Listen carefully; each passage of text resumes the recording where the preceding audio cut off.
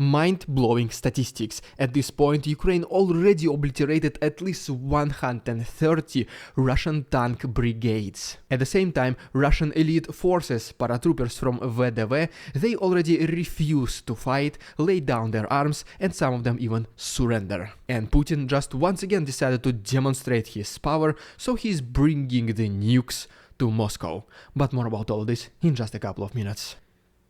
What's up, investors? It's the Russian dude. Let's get straight to the point and talk about some ridiculous Russian propaganda. So, this one was ridiculous, right? So, one of Russian government representatives, Andrei Gurulev, he said that Russian scientists, they need to develop a new biological weapon to destroy and eliminate specifically Anglo-Saxons. What he basically means is that DNA of those people needs to be extracted so that this new biological weapon of Russia will be targeting specifically these DNA codes. I'm not even sure if this is scientifically possible, so if any of you are from chemistry related industries, just please let us know in the comments. But you know what, if you think about it, I think there was at least one country in the past which was targeting to destroy a specific group and race of people. And yes, as always, it did not end well for them. So my main question here is it really Ukrainians who are neo-Nazis, or is it the regime of Putin?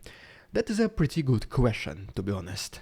But without a doubt, at a flick of Putin's finger, his propagandists will start pushing this idea to the general people of Russia, who will then accept it as something normal, so that Putin can recruit even more people into his mindless army. But you are smart people, I know this for sure, so if you don't want to join Putin's army, but instead you want to join the Russian dude army, can you please like this video and subscribe to my channel? You can also follow my second channel, The Russian Dude Clips, where I post under 1 minute summaries every single day.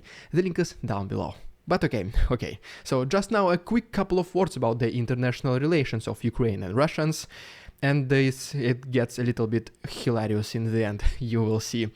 Then I'll give you a quick update from the south, the escalation, the new one on Zaporozhye Nuclear Power Plant, before going to the east and talking about paratroopers surrendering en masse. But okay, first of all, as you can see from this video, Ukrainians already use the self-propelled artillery systems called Caesar, which were pledged to them by Denmark. But Ukrainians at the same time, they do not rely solely on the Western military support, such as for example they also develop their own drones, such as this one called Magura V5, which is able to travel by water at approximately 80 km per hour speed and carry more than 300 kilograms of cargo. And speaking about the drones, recently the Ukrainian army of drones has been replenished with 1700 drones more. And if you remember from all my previous episodes, right now one of the most competitive advantage of Ukrainians on the battlefields are exactly the drones, which are capable of destroying multi-million-dollar tanks of Russians. And now let's switch to Russia. So you remember from my previous episode that the Minister of Defense of Russia, Sergei Shoigu, already arrived to North Korea. No, not to the labor camp. And honestly, one of my favorite videos of his visit is that whenever he was making a report to his North Korean colleagues, he was kinda lovely and sometimes even smiling, I guess. But then whenever it was North Koreans speaking back to Sergei Shoigu, he was all doom and gloom. And well, Sergei Shoigu is not the only one looking for partners for Russia. For example, recently President Vladimir Putin, he met with the representatives from Ethiopia. And he said that Russia established a very tight diplomatic relations with this country. And just by looking at Putin's face, he's so extremely happy to make a new friend. But at the same time, a nuclear carrying intercontinental ballistic missile was spotted on its way to Moscow. I'm not sure if it's another nuclear threat by Russians, or maybe this is the threat of Putin to Ethiopia, just to make sure that Ethiopians, they accept the friendship of Putin. Once again, he really needs friends. Right, and now as promised, let's briefly talk about the situation in the south of Ukraine and the new escalation on Zaporozhye nuclear power plants before moving to the east, and talk about these massive losses of Russians, totaling of at least 130 tank brigades. And first of all, right here we have a video of Ukrainians assaulting the positions of Russians next to Robotyne and doing so very successful.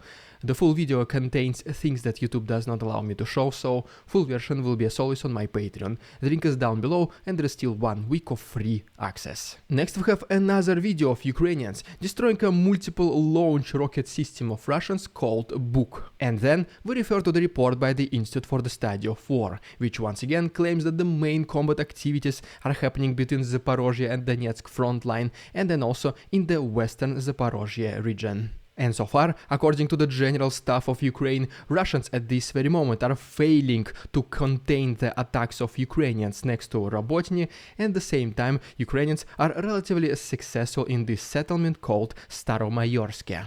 And specifically, what they claim is that Ukrainians were able to advance closer to the city and entrench themselves, and then back to Robotyne, Ukrainians were able to push Russians further away from the northeastern area of the city, and Russians failed to recapture it.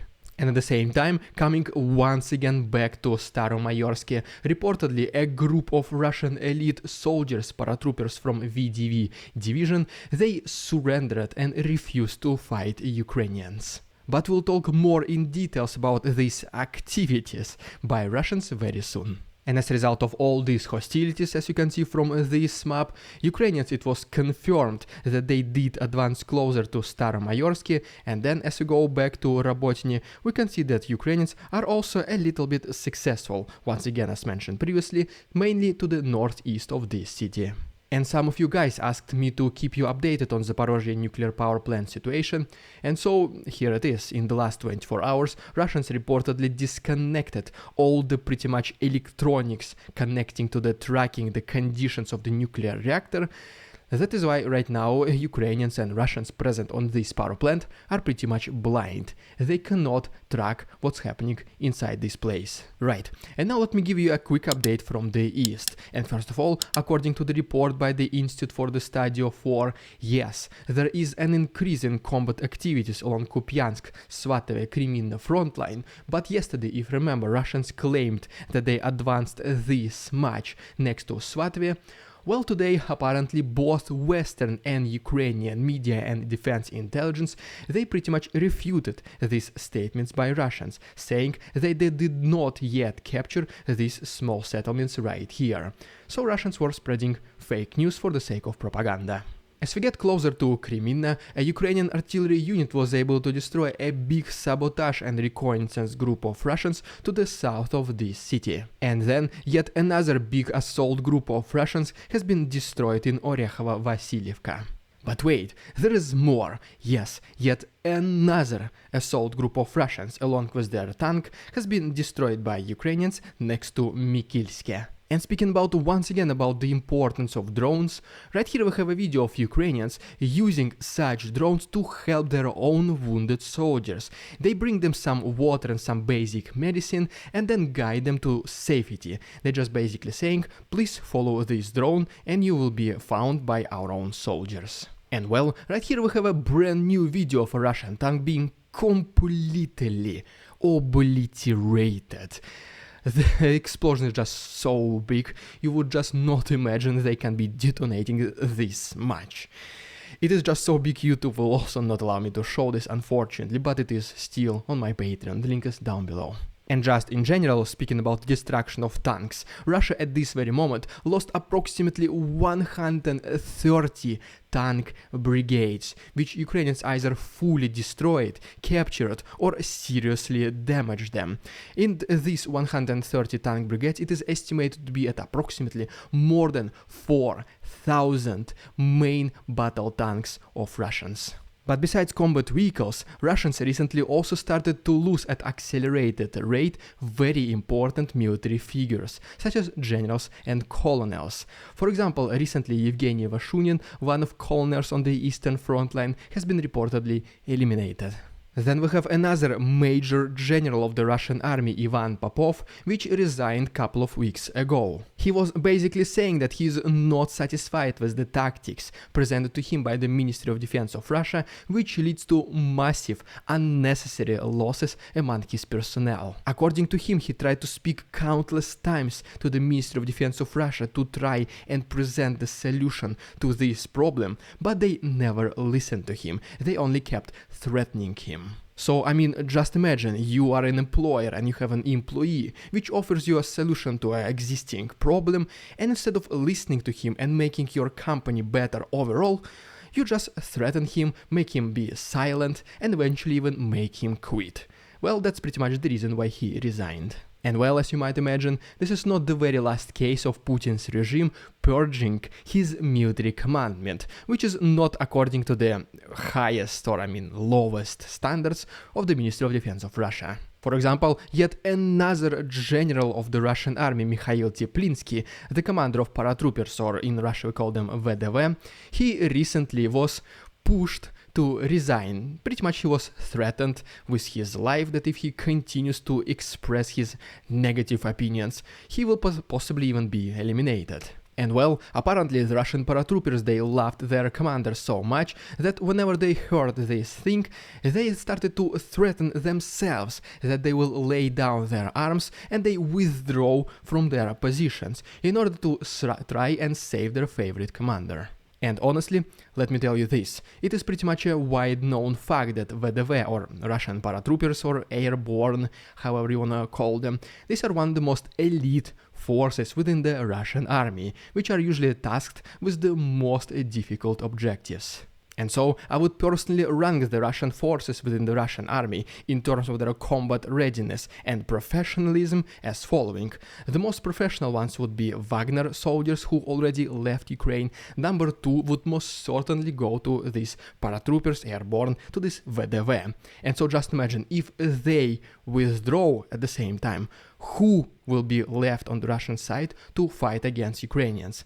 Most of these people will be like 80% fresh conscripts who will be holding weapons for the very first time, and the rest 20% will be, I don't even know, Chechen TikTokers, only capable of recording videos and uploading them on the internet, and then having approval from Kadyrov himself. And long story short, this is just yet another example of reverse pressure against Putin's regime, which is threatening his power and his reputation within Russia, and specifically within the Russian military. Which basically means now more and more Russian people and soldiers are no longer afraid to disobey his orders.